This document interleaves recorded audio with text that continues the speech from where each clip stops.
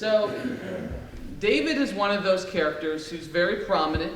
He looms large in the literary sphere, even among the secular world. A lot of people would know who King David is. And in terms of historicity, we have more recorded about King David than any other historical figure. That's measuring life. We know more about the totality of King David's life than any other ancient historical figure, and that even includes Jesus. So there is a lot said about David, and we know many Bible stories. We learn, of course, the story of David and Goliath when we're younger. Then we get a little bit older, and we also learn this other incident in his life. The one we're probably all thinking about when it comes to spiritual warfare is the sin with Bathsheba. But I actually want to focus on another incident in his life, another moral failing of David that doesn't get talked about or studied nearly as much, and it's this incident that we're going to start out looking in 1 Samuel 21. And it's the story of after he's on the run from Saul, and he is going to be, first he goes and he has this incident where he's in front of Ahimelech the priest, and he lies to him and says he's on a mission, and he eats the consecrated bread. He eats the holy bread that he's not supposed to be eating, and this creates deep trouble for him. And we're going to see that the lies of David kind of compound, and it gets to the point where the more he lies, the more trouble he gets in, and the more, the situation's going to worsen for him, and the more he's going to have to deal with down the road. And so this is an incident which is really interesting because in Mark 2, Jesus even comments on this and says that this incident with David and Ahimelech and eating the showbread is something that he shouldn't have done, but is the first in a long line of things that is going to get worse for David. So let's start in verse 8, and I'm going to be reading through here. Verses 8 through 10 says, David asked Ahimelech, "Don't you have a spear or a sword here? I haven't brought my sword or any other weapon, because the king's mission was urgent." The priest replied, "The sword of Goliath, the Philistine, who you killed in the valley of Elah, it is here. It is wrapped in a cloth behind the ephod. If you want it, take it. There is no sword here but that one." David said, "There was none like it. Give it to me." That day, David fled from Saul and went to Achish, king of Gath. So you have David here lying, not just to anyone, lying to a priest, as if lying isn't bad enough. And then after he eats the consecrated bread, he once again reiterates this lie. He says, "I'm on a mission, and it's such an important mission that I wasn't able to grab, a weapon or anything. Do you have anything I could use?" And Ahimelech says, "Yeah, actually, that sword that you killed Goliath with? Yeah, it's actually right over there if you want to grab that." And David's like, "Yeah, that sounds great. I'll take that." Sword he was probably very familiar with. So he goes and gets it, and then he goes, where does it say he goes?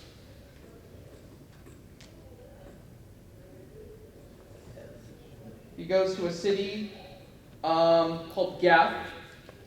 And what is significant about Gath? What do we know about Gath? It's one of 5 cities in the territory of the Philistines, yes, Philistia. So this is really interesting and also indicates that David's not making very good decisions because he takes the sword of which he killed Goliath. And where was Goliath from? He was from Gath. And then he takes this very well-known sword and goes into the enemy territory with the sword, being himself a very well-known person for doing that very thing, executing Goliath.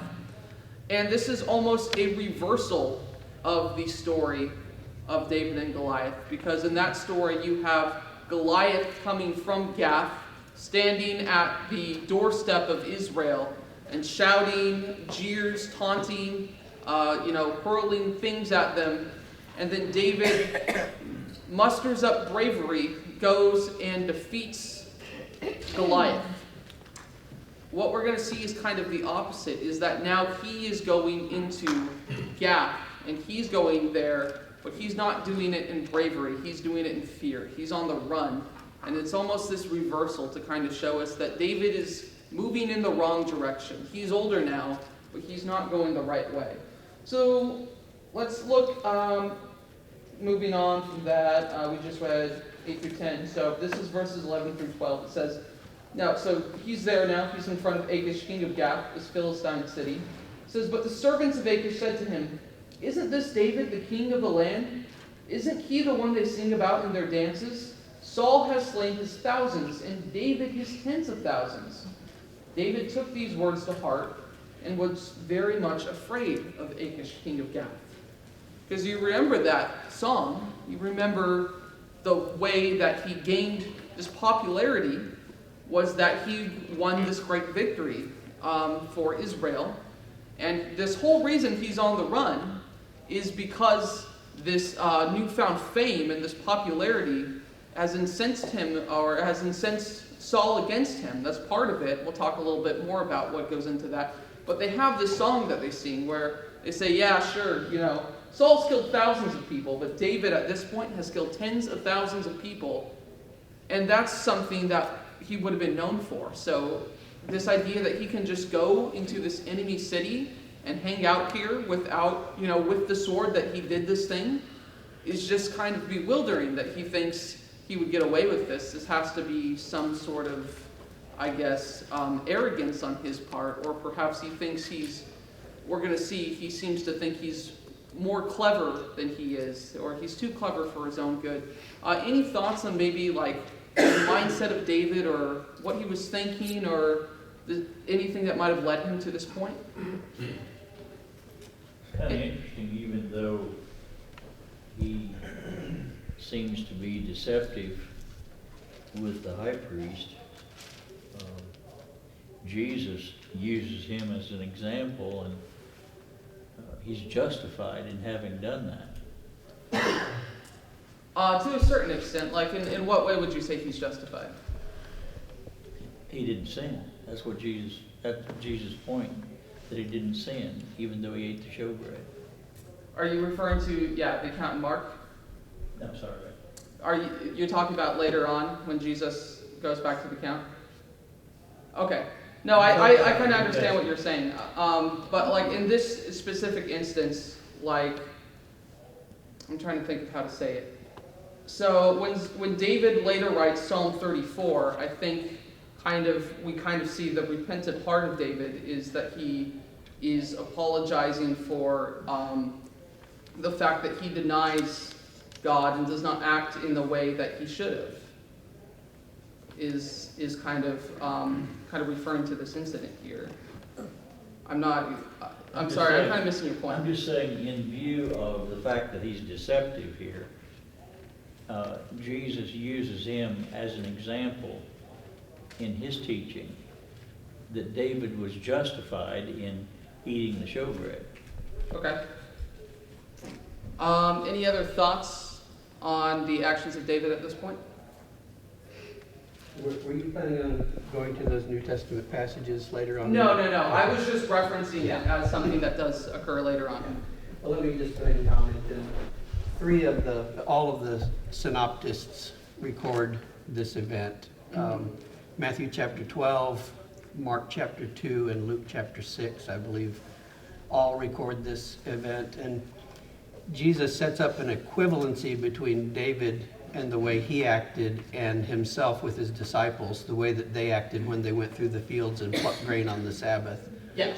And this sort of, the takeaway point is, and I think this is what Jay is alluding to, that because of the dire circumstances of the disciples being hungry, and both David and Christ acting out of goodwill towards those that were with him and being on a mission from God, the word that Jesus uses is guiltless, and he applies that word to himself, but by implication, I think, captures David in that too. Even though he says that what he did was against the law, he also ends up saying in the same way that David was guiltless in what he did, and that the priests were guiltless when they went around performing their rituals on the Sabbath day, which was also illegal. These were things that God permitted or that God allowed, and they were justified. And Jay used the word justified. Jesus used the word guiltless. Yeah. in regards to those things. So it's kind of showing that there's a greater truth than just, okay, it's against the law or it's not against the law. God cares about motives, I think is the bottom line. This is all very true. Before we get off, that's a little tangential, but the main underlying theme is that there's more to this to understand, and that's kind of this idea of the spiritual battle.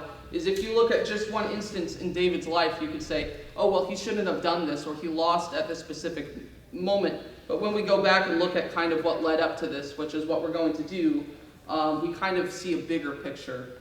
What might have put David at this point, and what might have later on made Jesus, in the points that he makes, look at him with understandability rather than with judgment. Is kind of the point that I was making there. So, starting in 22, David left Gath and escaped to the cave of Adullam. When his brothers and his father's households heard about it, they went down to him there. All those who were in distress or in debt or discontented gathered around him, and he became their commander. About 400 men were with him. So he's hiding out there in that cave. Like I said, a lot of people think that is the point in which he writes the 34th Psalm, and some people believe that the words of that psalm are directed to the men in that cave. And what's interesting here is just a little shadow of Jesus. You have a man who is a promised king, a man who should be ruling over everything, but he's only ruling over a few at this point. And he's not ruling over members of a royal court. It's those who are distressed, in debt, and discontented. And those are very similar to the followers of Jesus and the early following that he had, and the people he was able to attract and appeal to with his message. So that's just kind of interesting there. So we're going to go all the way back to 1 Samuel 16, and we're going to look at the scene in which David enters the biblical narrative. And this is a story we should all know well, is that you have Samuel coming to the house looking for the king that God's going to indicate who it is to be. And he's in the house of Jesse, and Jesse lines up all his sons. And he goes down the line, but God doesn't select any of them. And Samuel goes, well, that's interesting. Do you have any other sons? And then Jesse goes, yeah, I do, actually. I got this shepherd boy named David. He's the youngest, though. I mean, I didn't really think it would be him, but I can go get him if you want. Yeah, Samuel says, do that. So verse 12 of 1 Samuel 16 says, so he sent for him, and he brought him in, and he was glowing with health, and he had a fine appearance and handsome features. Then the Lord said, rise and anoint him. This is the one. So Samuel took the horn of oil, and he anointed him in the presence of his brothers. And so from that day on, the Spirit of the Lord came powerfully upon David. Samuel then went to Ramoth. So then we have not only the entrance of David on the scene, but the Spirit of the Lord working with David, through David, being a part of David. And that's going to help him tremendously. As we're going to see, he's not going to have it easy. So here comes David. He is promised to be the king at this point, and he's very young at this time. Some of the more exaggerated estimates, I guess, put him around 10 years old. He's probably around 10 to 15. Let's say 10 at the youngest, maybe 15 at the oldest. But very young, and he's not going to be the king until about 15 years later.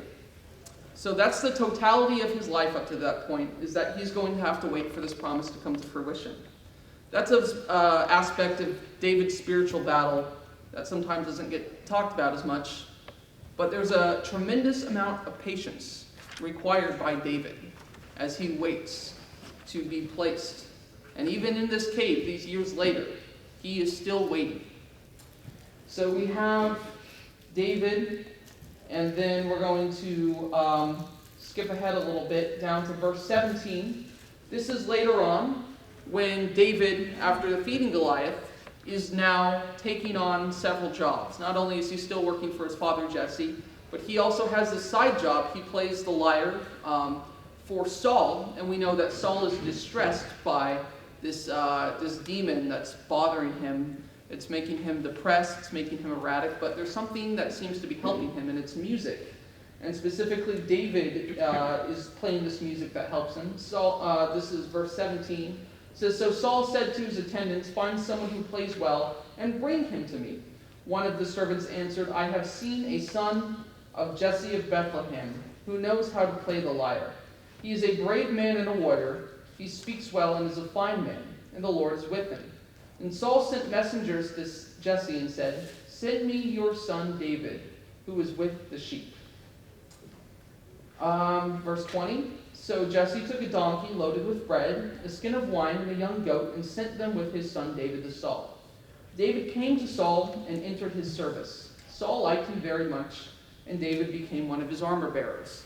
So you have David, not quite a king yet, but hey, maybe he's getting closer, right? He's entering into the service. He does this service for Saul, and Saul likes him, takes a shine to him, and he makes him one of his armor bearers, which is an important job. So maybe David at this point is thinking, okay, I can kind of see how I'm moving up. I can kind of see God's plan aligning for me. And the story goes on. Later we have, the story of David and Goliath is the next chapter over. 1 Samuel 17, and I'm going to start in verses 17 of chapter 17. It says, now Jesse said to his son David, remember he is going to take food to his brothers. That's the context here. Take this ephah of roasted grain and these 10 loaves of bread for your brothers, and hurry to their camp. Take along these 10 cheeses to the commander of their unit. See how your brothers are, and bring back some assurance from them. They are with Saul and all the men of Israel in the valley of Elah, fighting against the Philistines. So David kind of has this task here. It's a menial task. It's not the task that's befitting the king. He's going to give food to the actual soldiers, the people who are doing the real fighting, and that is his brothers. So you have him, and he's going to go out there, and a few verses down, starting in 28, it says, when Eliab, David's oldest brother, and remember he had a lot of brothers, so this is probably considerably older, he hears him speaking with the men, and he burned with anger at him and asked, why have you come down here? And with whom did you leave those few sheep in the wilderness? I know how conceited you are and how wicked your heart is. You only came down here to watch the battle.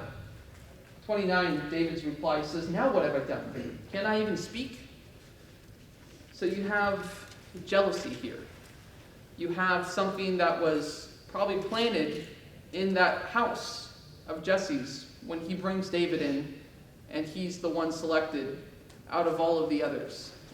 Kind of makes you think of another story in the Old Testament of someone who was chosen, someone who had these special visions, and his family turned against him and despised him for it. I'm talking, of course, about Joseph. Kind of interesting that you have this brother relationship here. But in our own lives, in our spiritual battle, our own relationships with people can sometimes mirror this. We sometimes consider ourselves, I think, as someone who was raised in a family that was in the church already, I consider myself lucky that I had a family that supported me and loved me and taught me the gospel, but not everyone has that luxury. Not everyone has that privilege, that blessing. And I know there's many people, and some of you might have your own stories, who found the gospel and found the good news, and their family was not happy for them, but treated them the way this brother is treating Jesse and saying, you are just doing this because you are conceited. You want to prove that you're better than everyone. You think that this makes you better. You think that you have some special privilege that the others don't have. And I don't want anything to do with you. And that's really, really tough. And maybe even if it's not from our own family, we've had friends or people in our lives who we cared about. For one reason or another, the gospel and our mission in Christ came between us, and that relationship was shattered. That's part of spiritual warfare, and that's not an easy thing, to let go of relationships for the cause of Christ. We're going to go over next chapter 18, 7 through 8. And this is, once again, after David and Goliath, after he slays the Philistine. And you have something that happens to David, and that is overnight sensation. He is known to everybody. This young boy, who just before this was running food to the army, is now the most popular person in Israel. And this is when they come up with the song. Verse 7 says, "As they danced, they sang, Saul has slain his thousands, David his tens of thousands." And Saul, who liked David up until this point, changes his tune. Saul was very angry, and this refrain displeased him greatly. "They have credited David with tens of thousands," he thought, "but with me only thousands. What more can he get but the kingdom?" So that idea in Saul's head, already trying to figure out, if David is going to become greater than me, I cannot allow it. Saul's pride gets in the way, and he lets it consume him. And he directs that anger unjustly towards David. And we all know kind of what happens next. And it says, "The next day, an evil spirit from God came forcibly on Saul, and he was prophesying in his house while David was playing the lyre, as he usually did. And Saul had a spear in his hand, and he hurled it, saying to himself, 'I'll pin David to the wall.' But David eluded him twice." So David is now in a very precarious situation. Not only is he not liked by his boss, he's hated, and he's in danger.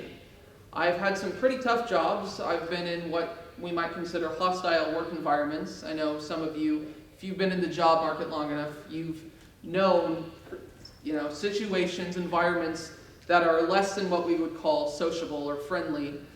I've never had it as bad where my boss is trying to kill me. I've never been at work and had a boss pull out a gun on me. But this is essentially what happens to David here. Saul wants to kill him. The person who he works for, who he serves, who he's supposed to be attending to, wants him dead. And now David has to be thinking, okay, what is going on here? When is this promise going to be fulfilled? I see things going so great, but it's like, one step forward, two steps back. Now I have this to deal with. And so Saul just seems to be up and down, back and forth. And one day he's trying to kill David. And then he offers him his daughter's hand in marriage. This is 18 verse 17 I'm reading now. Saul says to David, "Here is my older daughter, Merab. I will give her to you in marriage. Only serve me bravely and fight the battles of the Lord." For Saul said to himself, "I will not raise a hand against him. I'll let the Philistines do that." So David's head has to be spinning. Okay, this guy who's just trying to kill me now wants me to be his son-in-law. What's the deal here? We know that Saul, still having these evil motives, has this ulterior motive, is that he says, okay, well, I'll send David in the battle, and then the Philistines will kill him. So he's already forgetting the power of having God on his side. David already killed the most powerful Philistine. He's thinking that he can dispose of David in this way. Verse 19 of that same chapter, once again, Saul changes it up on him. "So when the time came for Merab, Saul's daughter, to be given to David, she was given in marriage to Adriel of Meholah." So he pulls the rug out from him. He says, "I'm actually not going to let you marry my daughter.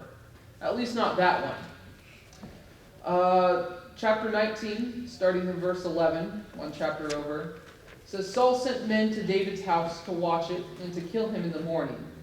But, okay, I'm getting ahead. Okay, so there's another story here in which after he rescinds that invitation of marriage, he then says, "You can marry my other daughter, Michal." And David says, I guess I'll marry her. He seemed to like her well enough.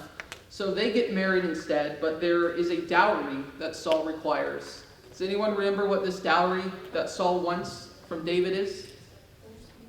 Yeah, it's Philistine foreskins, specifically 100 of them. And so David says, well, that's a weird request, but I'm having a weird week, so I guess I will go with it. So he and his men go out, and they get not only 100, but 200.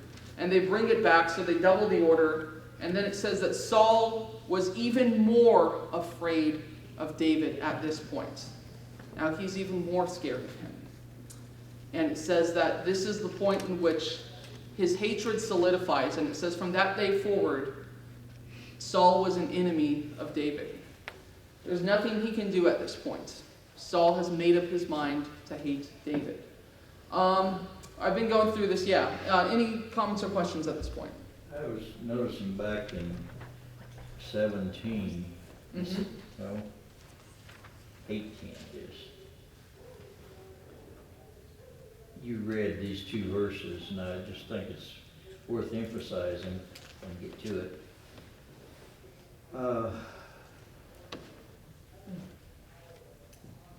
Saul is watching him in verse 9, Mm-hmm. and in verse 10, the next day, a harmful spirit, this version says, from God rushed upon Saul.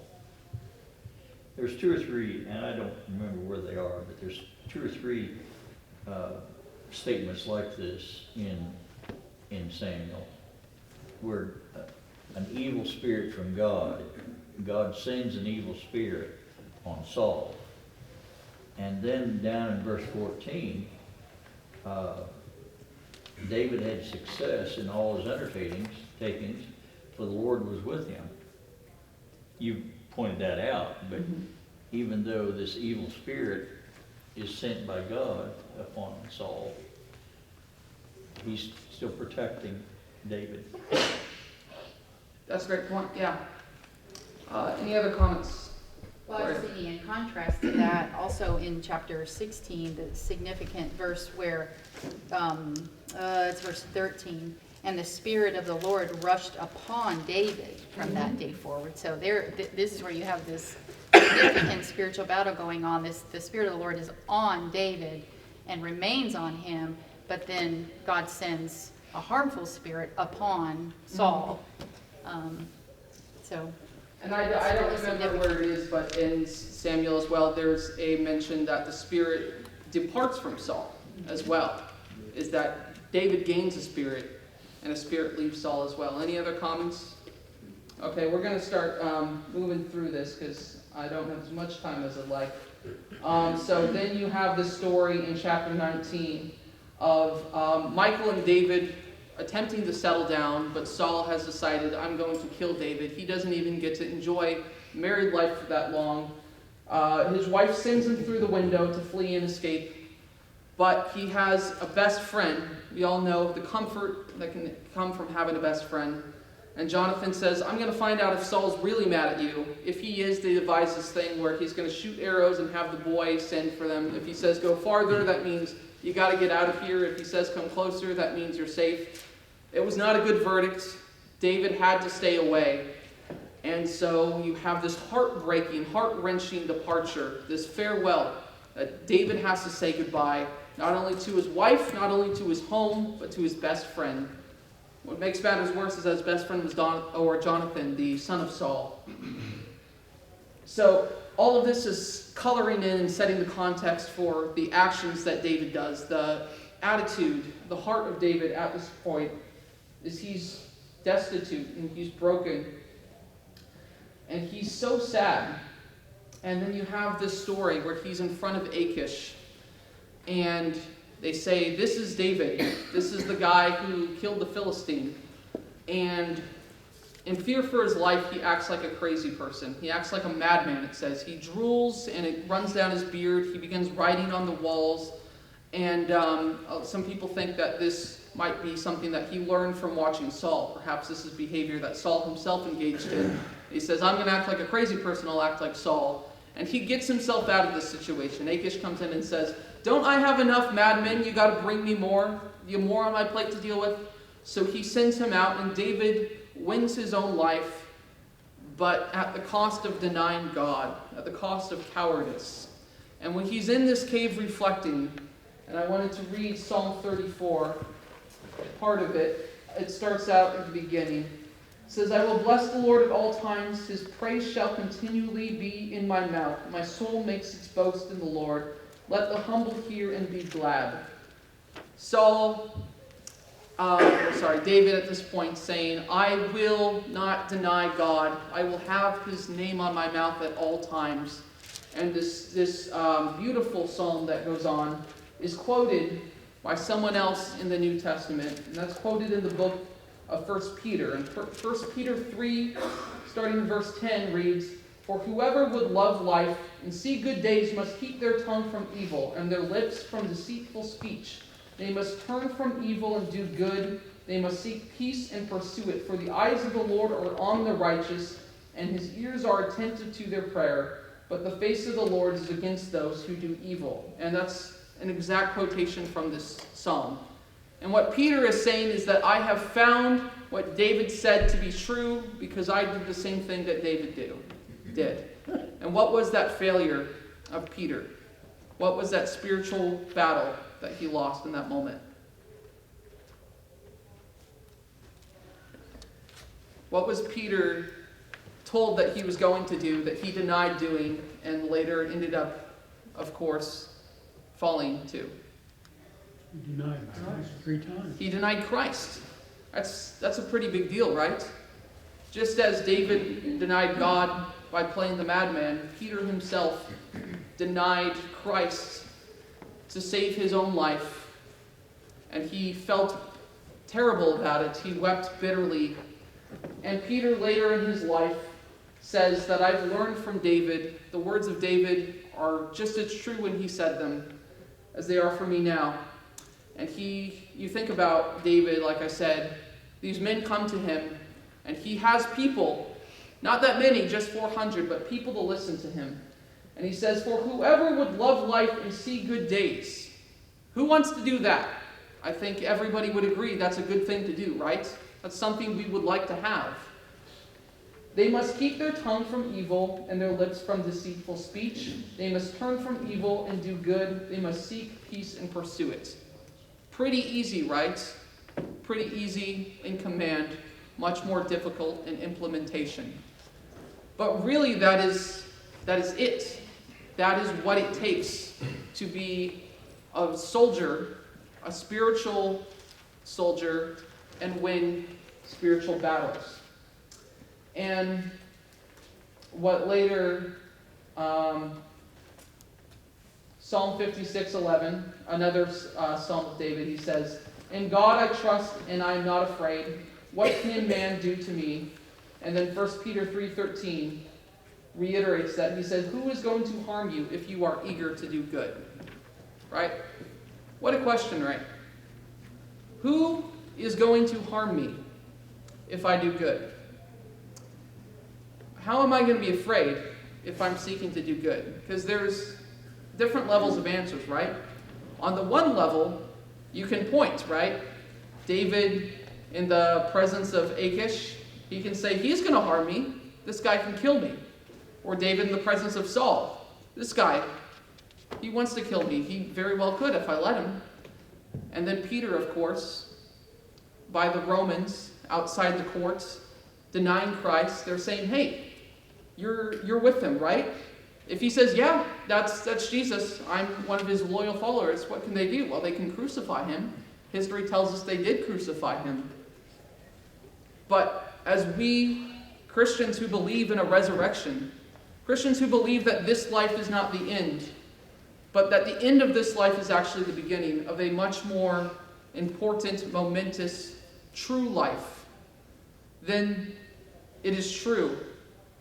1 Peter 3:13, Psalm 56:11, it is true on the deepest level imaginable that if we seek to do good, if we seek to do right by Christ, then there is no one that can harm us. Because being a member of Christ means that our spiritual welfare is taken care of. Death only makes us better. So that's all I have for this lesson. Does anybody else have anything they wanted to comment or add? Anything they were thinking about? Yeah. Well, going on Psalms 34, after David learned his mistake, and of course Peter learned the same thing, he says, many are the afflictions of the righteous in verse 19, but the Lord delivers them out of them all. And that's something we all have to learn. Deliverance, not necessarily the way that we might want to in this life, but the ultimate deliverance, eternity with him. Yeah, great point. Any other comments or questions? One of the lessons you learn from studying 1 Samuel about Saul and David is that God works with Saul as long as his heart is right. And his spirit is on Saul. But when Saul turns away, God sends an evil spirit. And he gives a spirit to David. And I think that's a good lesson for us today. There's choice there that Saul made, and he suffered the consequences of the bad choices. Absolutely. Very well said, David. All right, thank you for your time and attention as always.